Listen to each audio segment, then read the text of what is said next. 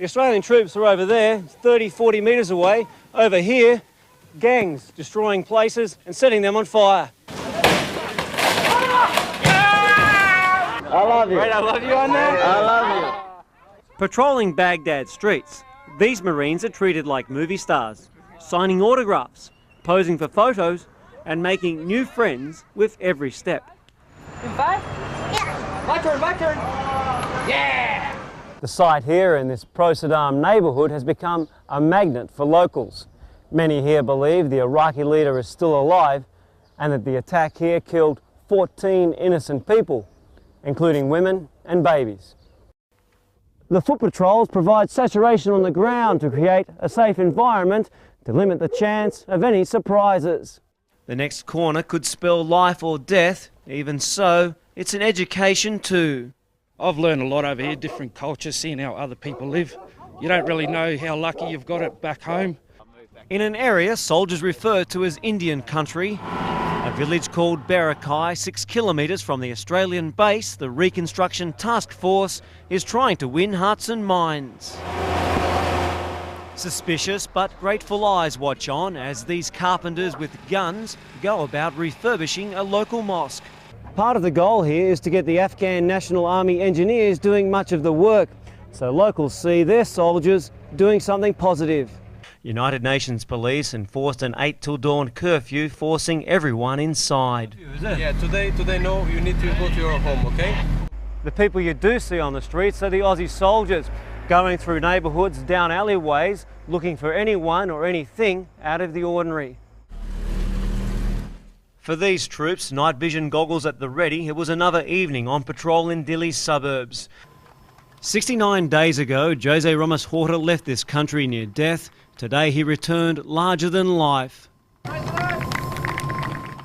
Every member of parliament was there. Each got a hug, showered in rose petals like a living god. It was their way to say, welcome home, East Timor's hero.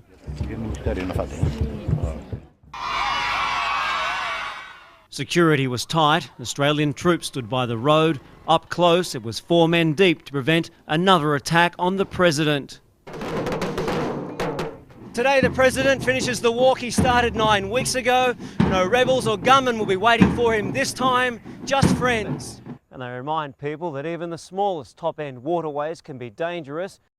G'day Peter, how you feeling, mate? Pretty good. Good to be out. All the best. Appearing like a great weight had been lifted off his shoulders, relaxed and a little thinner, Mr Adamson and fiancée Leanne Mihari made their way to a light plane and the start of a new life. Peter, you look well, mate. No, you can't go past here, guys. Sorry. You can't go past here. Peter Adamson spent the past 2 months in jail after being found guilty of stealing a Darwin City Council fridge and misusing council funds. Inside, he spent the days working in the prison kitchen. Fellow inmates called him Lord Mayor. Peter hopes now, like himself, everyone can just move on. He's no longer Lord Mayor, he's done his time and is just a private citizen. Low unemployment, dual wages and anticipated July tax cuts are keeping mortgage defaults at below 1% of the 4,000 home loans issued each year in the top end. Renters won't be spared the RBA increase as property owners push up rents to cover their borrowing costs. The best advice for anyone financially stretched by today's announcement is don't hide, admit there's a problem, contact your mortgage broker, bank or financial advisor and look at your alternatives. Washing still hangs on lines. Abandoned animals wait for their owners to come home. The fast-flowing Catherine River flooded this area when it burst its banks. Horses have nowhere to go. People trapped are taking the ordeal in stride. A positive sign for residents is the river height has stabled and the water in the suburbs here has started to recede. At 9:30, Helen's winds began to pack a punch. Police wasted no time shutting down Mitchell Street. No need to panic yet, but we're just taking precaution. By 10, Darwin was a ghost town. The 100+ km/h winds quickly knocked out power. And as Helen's winds and rains began to whip Darwin, around 24 passengers were forced to wait in line, waiting for taxis. There's no way of identifying the exact croc responsible. Nine's Justin O'Brien has more. Good afternoon. I'm standing on the bank above from where the young girl was taken, and it's now become a mission to try and locate the crocodile which was responsible for the fatal attack on the 11-year-old. DNA tests will be carried out on the several body parts which police were able to locate on a floodplain around half a kilometre downstream from here, from where the young girl disappeared. Charlene O'Sullivan wrote on her Facebook page, "My kids are my world. Without them, I am nobody." One can't comprehend what pain she must be going through right now. That's all from here. Back to you.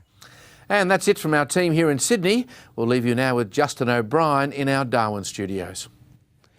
Thanks, Mike. Good evening. Alice Springs Police have arrested and charged a 54-year-old man over the violent all-in brawl that marred the Central Football League Grand Final last weekend. The federal government's ban on consuming alcohol in Aboriginal communities came into effect today.